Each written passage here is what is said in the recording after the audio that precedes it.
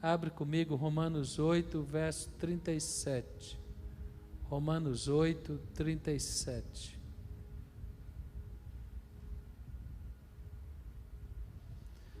Mas em todas estas coisas somos mais do que vencedores, por meio daquele que nos amou. Amém? Está projetado aqui? Então levanta as mãos. Eu vou contar até 3 e toda a igreja vai declarar bem forte.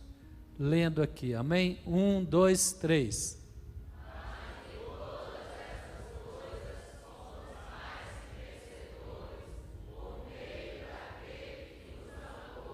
A última vez, agora você vai profetizar contra esse adversário, contra essa adversidade, contra esta resistência. 1, 2, 3. Mas em todas estas coisas somos mais que vencedores por meio daquele... Quem pode aplaudir ao Senhor? Mas em todas estas coisas, ele está falando aqui de adversidades, não apenas de bênçãos. A vida cristã é um caminho abençoado, mas é um caminho que nós passamos também provas e adversidades. E o apóstolo Tiago fala que nós temos que nos alegrar. Tiago capítulo 1, verso 2 em diante, ele diz, Tiago capítulo 1, verso 2 em diante: meus irmãos, considerem motivo de grande alegria as bênçãos. Quem se alegra com as bênçãos? Levanta as mãos e fala: Senhor Deus, eu sou grato pela bondade, pelas bênçãos do Senhor na minha vida. Mas também ele fala que considere motivo de grande alegria, não é a bênção, o fato de passarem por diversas provações. Sabe por quê? Você será provado e aprovado. Quem fica ansioso antes da prova, assim? Quem fica ansioso? Estuda e fica ansioso. Mas depois você faz a prova e foi bem. Quem tem aquele sentimento de satisfação, de missão cumprida? É bom, não é? Então é isso que o apóstolo Tiago fala: olha, a prova não veio para te derrubar, a prova veio para te fortalecer. Porque você pega isso e associa com Romanos. Fala: mas em todas estas coisas, nas lutas, nas tribulações, nas adversidades, nas guerras, nas batalhas, nós somos mais do que vencedores. Não só vencedor, é uma vitória convincente, é uma vitória plena, é uma vitória definitiva. Levanta as mãos e fala: a vitória que Jesus tem para mim nas minhas lutas não é uma pequena vitória, mas é uma vitória determinante, abundante e plena. Então, ainda em Tiago, ele diz: pois vocês sabem que a prova da sua fé produz perseverança, e a perseverança deve ter ação completa. Você e eu não somos uma obra inacabada. Filipenses fala: aquele que começou a boa obra em nós é poderoso para completá-la.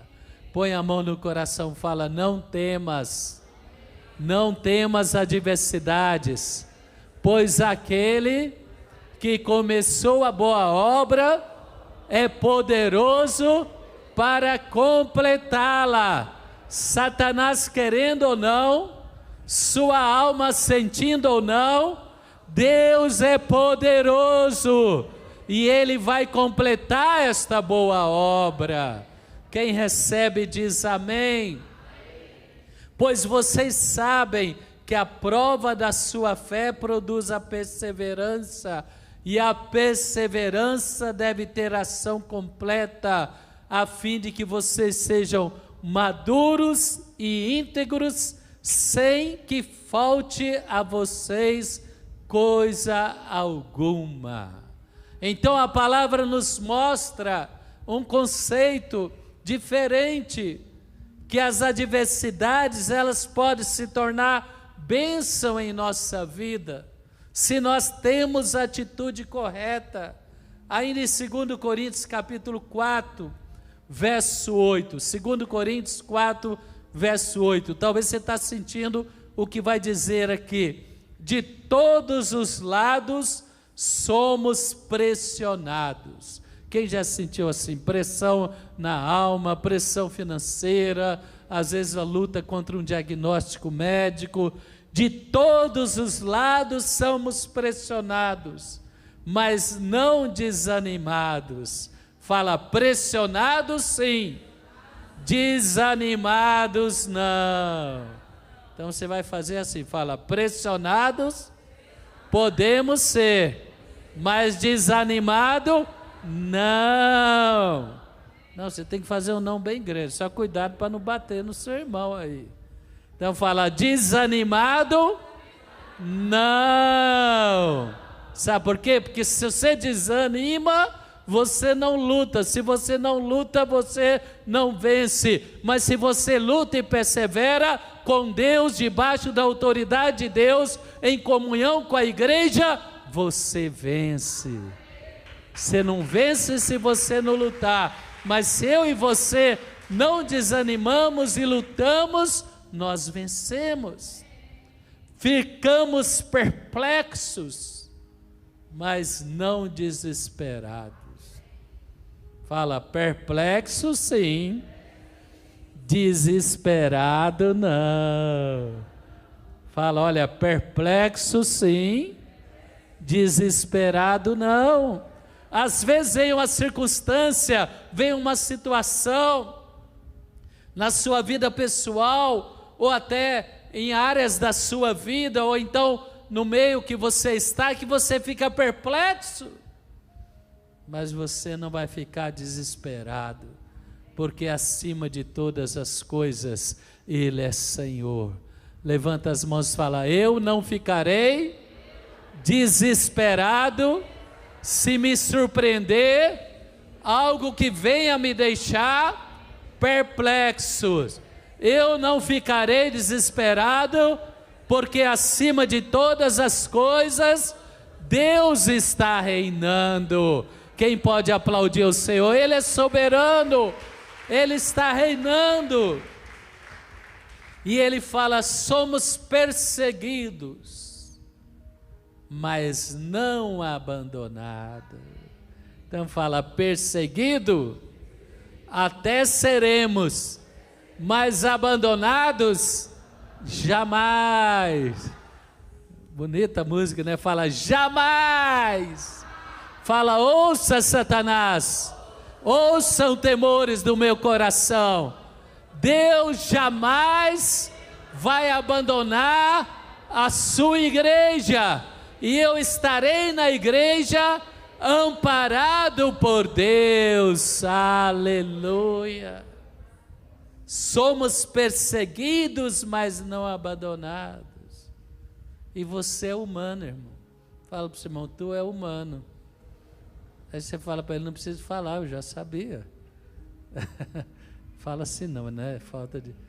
Aí ele fala, abatidos podemos até ficar, mas destruídos jamais.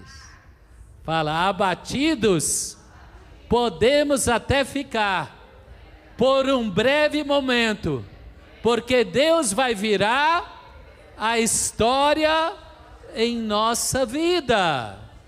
Deus muda a história. Então eu queria mostrar, citar, não vou estudar, mas citar a vida de José. José, um dos filhos, quase o último, né, o caçulinha. Depois dele só veio Benjamim, eram 2 filhos de Raquel, José e Benjamim. E José tinha uma predileção e um cuidado especial do pai, porque era filho da velhice da sua esposa preferida, que era Raquel. E a palavra diz que a palavra nos mostra que José passou por tantas adversidades. E não só José, mas Jacó. Se nós vemos a família de Jacó, uma família que herdou um legado espiritual de Abraão, de Isaac e Jacó, as promessas da palavra que Deus deu a Abraão sobre a descendência, elas recaíram sobre Jacó, o pai dos 12 patriarcas, e por um momento houve tanta dificuldade, tanta luta, tanta rivalidade na família de Jacó, ao ponto dos irmãos mais velhos de Lia e das concubinas desejarem destruir José. Imagina o patriarca, o homem de Deus Jacó, vendo aquele conflito na família dele e gerenciando aquele conflito, mas ele nunca desanimou, ele nunca aceitou ser destruído, ele continuou orando e confiando em Deus. E sabe qual foi o fim de Jacó? A família dele se uniu novamente debaixo do perdão de José, debaixo do cuidado de José, e ele reviveu os sonhos dele, e a família dele foi amparada por José, por Deus, no melhor da terra do Egito, em paz, em unidade, em celebração. Quem pode aplaudir o Senhor por isso? Fala, a tribulação é momentânea. Fala, a tribulação. Fala, a tribulação e a adversidade é momentânea, mas a vitória das promessas é permanente. Mas nós temos que aprender com José, nós temos que aprender com a palavra de Deus, alguns valores, alguns princípios que vai nos ajudar a não retroceder, que vai nos ajudar a não desanimar, que vai nos ajudar a entender que em Cristo e na igreja nunca seremos destruídos, mas em todas as coisas Deus nos fez e nos faz mais que vencedores por meio de Jesus Cristo. Não é por meio da minha sabedoria, não é por meio da minha força, mas é em Cristo, é na igreja que nós vamos ver a bondade de Deus prevalecer contra a maldade do diabo, que nós vamos ver os propósitos e os desígnios maravilhosos de Deus prevalecer contra os intentos de Satanás, que vem roubar e matar e destruir. Nunca se afaste de Deus, nunca se afaste da igreja, não esmoreça. José não esmoreceu diante das dificuldades. Não é sábio perguntar por quê e querer responsabilizar. Na adversidade nós pensamos, por que eu estou passando isso? Não tem motivo. Se não tem motivo, irmão, melhor ainda. Fala para o seu irmão, se não tem motivo, melhor ainda. Porque se tiver motivo, Deus vai revelar e você vai corrigir. Quem é assim, amém? Nós não somos perfeitos, e se temos consequência dos nossos atos, Deus é Pai, Ele não tem prazer em punir. A consequência vem, mas a luz vem, o discernimento vem, o conselho da palavra vem, a orientação da liderança vem, eu arrependo, corrijo, e Deus vai restituir tudo que eu perdi. E Deus vai trazer o perdão, porque a misericórdia triunfa sobre o juízo.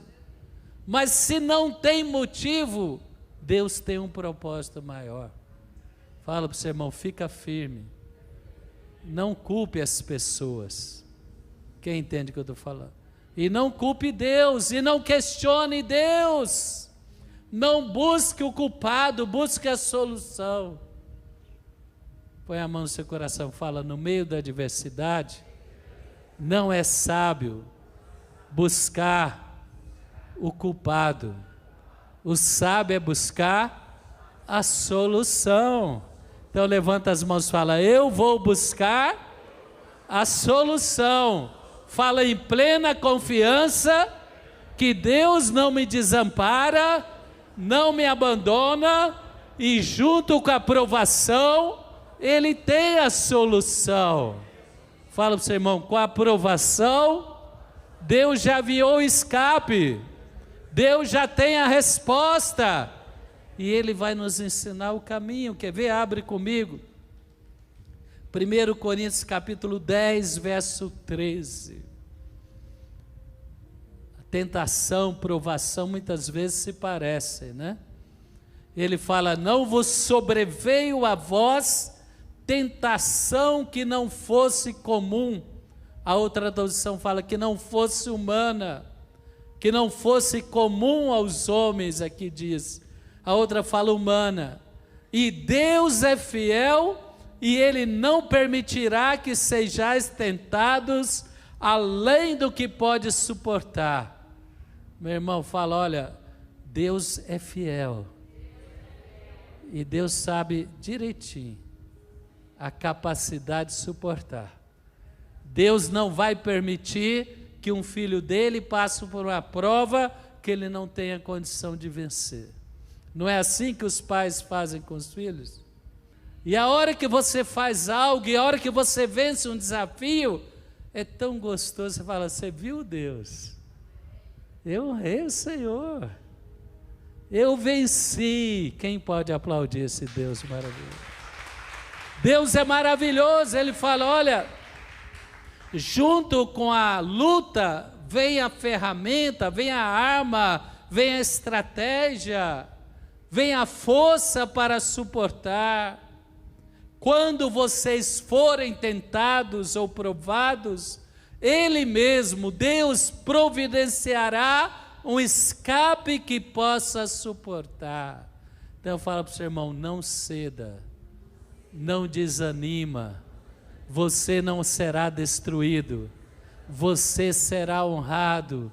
Deus está te levantando no meio da adversidade. Quem pode aplaudir ao Senhor por isso? Levanta as mãos e fala, eu não vou ser vítima das injustiças. Em nome de Jesus, eu declaro, tudo posso naquele que me fortalece, e eu vou vencer as injustiças que o diabo trouxer contra a minha vida. Quem recebe diz amém. Não se vitimize, não esmoreça. Filipenses fala, alegre-se no Senhor, sempre haverá algo para alegrar. Não é à toa que lá em Eclesiastes fala, mais vale um cachorro vivo do que um leão morto. Fala para o teu irmão, tu está vivo? Tu não é cachorro, tu é filho de Deus. E se hoje você se sente pior que um cachorro, fala, vai mudar. Levanta as mãos e fala, vai mudar. Fala, a adversidade é momentânea, mas a vitória é eterna. Então não esmoreça diante das injustiças, alegre-se no Senhor. Filipenses capítulo 4, o apóstolo Paulo, que foi perseguido, que passou por naufrágios, chibatadas, traições. O apóstolo Paulo, ele diz aqui, meu irmão, minha irmã, versículo 11, Filipenses 4:11. Não estou dizendo isso porque esteja necessitado, pois aprendi a adaptar-me a toda e qualquer circunstância. Fala para o seu irmão, Deus te deu a capacidade de adaptar e de superar qualquer dificuldade. José foi perseguido pelos irmãos, foi vendido como escravo, estava numa terra estrangeira, era o filhinho do papai preferido, talvez um jovem ainda, adolescente, e ele chegou lá, não sabia falar a língua, e o que ele fez? Ele superou. Ele aprendeu a sobressair. Ele usou os dons e os talentos e a fé que ele tinha em Deus, e ele prosperou na casa de Potifar. E aí injustamente ele foi cobiçado pela esposa do patrão, ele rejeitou o adultério, e injustamente ele foi acusado, ele foi preso. O que ele fez na prisão? Fala comigo, ele superou. Ele aprendeu a viver bem, ele se tornou o gestor do presídio, ele tinha habilidade de gerenciar, ele tinha do alto essa sabedoria, e ele tinha um esforço humano, e ele superou também, e o chefe da prisão deixou tudo sob os cuidados dele, e ele não ficou preocupado com si. Eu vou passar o terceiro passo: alegre-se no Senhor, não fica entristecido por causa das adversidades, não ande de cabeça baixa por causa das adversidades, elas vão passar. Alegre-se por aquilo que você tem, pela vida, pela igreja, pela palavra, pela esperança, pela expectativa. Quem tem expectativa? Eu tenho expectativa da cura, eu tenho expectativa da promoção, eu tenho expectativa que Deus vai mudar a minha história. Então alegre-se na expectativa. Você não é um cão morto, e você está vivo. Aonde José estava, ele brilhava. A glória de Deus, o amor a Deus, a fidelidade a Deus, e Deus honrou ele na prisão. E duas pessoas importantes que serviam diante do palácio do faraó foram parar na prisão e sonharam. E José interpretou os sonhos dela. Ela falou: Deus me deu esse dom. Já pensou se ele ficasse acabrunhado? Fala para o seu irmão: está acabrunhado, irmão? Fala, desencabrunha logo, porque as oportunidades vão passar, e ninguém vai usar alguém encabrunhado. Fala para o seu irmão: Deus não pode usar encabrunhado. O que é encabrunhado? Nem sei.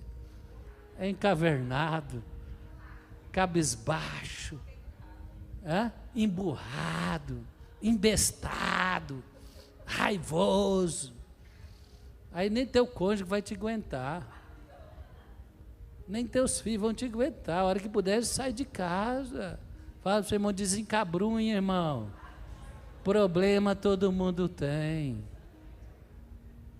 José estava lá na prisão, preso, injusto. E aí o pessoal teve sonho. Ele falou: quero saber do seu sonho lá, quer que você morra. Não, ele preocupava com os outros. Ele falou, ele chegou para o copeiro do rei, para o que servia também o pão para o rei, o padeiro do rei, e ele falou: vocês estão tristes hoje? Ele falou: não, nós estamos acabrunhados. O que foi? Não, nós tivemos um sonho. Aí ele falou: você vai ser restituído e você vai morrer. Mas não esqueça de mim. Fala para o seu irmão: a oportunidade passa. Se você ficar coçando a ferida, tu dança. Depois chega lá e fala: oh Deus, por que você não me ajudou? Falou: olha, Deus falou, o cavalo arriado passou na tua frente, mas tu não viu. O irmão viu e montou, você ficou fora. Meu irmão, o servir, olha Lucas capítulo 12, 35.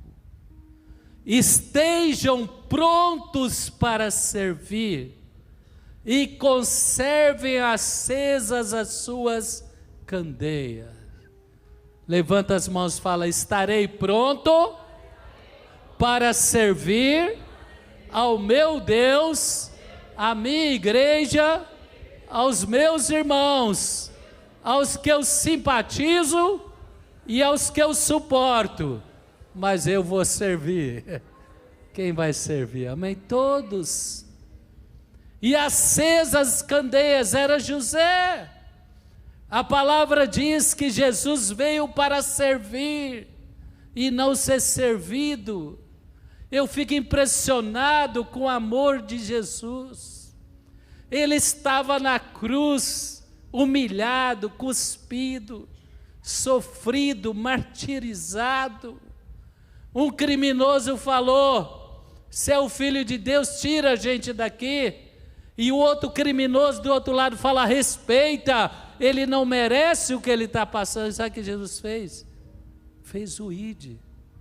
Ele falou: você vai estar comigo hoje no paraíso. Meu irmão, às vezes nós ficamos tão embaraçados com os nossos problemas, que nós secamos. Sabe, duas coisas que José aprendeu no Egito? Nós vamos terminar aí. Abre comigo lá, em Gênesis capítulo 41, verso 51. Gênesis capítulo 41, verso 51. 50. Antes dos anos da fome, Asenate, filha de Potífera, que é a esposa de José, deu a José 2 filhos. E se dizem que culturalmente, na época deles, os filhos tinham um nome que simbolizava momentos da vida que eles passavam. E aí o primeiro José deu o nome de Manassés, dizendo: Deus me fez esquecer todo o meu sofrimento e toda a casa do meu pai. E ao segundo filho ele chamou Efraim, dizendo: Deus me fez prosperar na terra onde tenho sofrido. Tem coisa que tem que esquecer. O que o apóstolo Paulo diz? Deixando para trás todas as coisas, esquecendo-me de todas as coisas, prossigo para o alvo da minha soberana vocação. E a nossa soberana vocação é que em todas as coisas somos mais que vencedores por meio daquele que nos amou. Fala para o seu irmão: tem coisa que tu tem que esquecer. Põe a mão no seu coração: esquecer. Manassés é esquecer. Ele falou: Deus me fez esquecer, foi Deus. José falava: Deus, mas por que meu irmão me vendeu? Por que meu pai não veio me procurar? Por que me abandonaram? Deus falava: esquece, José. Esquece por enquanto. Não deixa isso tornar a sua vida mais pesada. Lá na frente, José reconquistou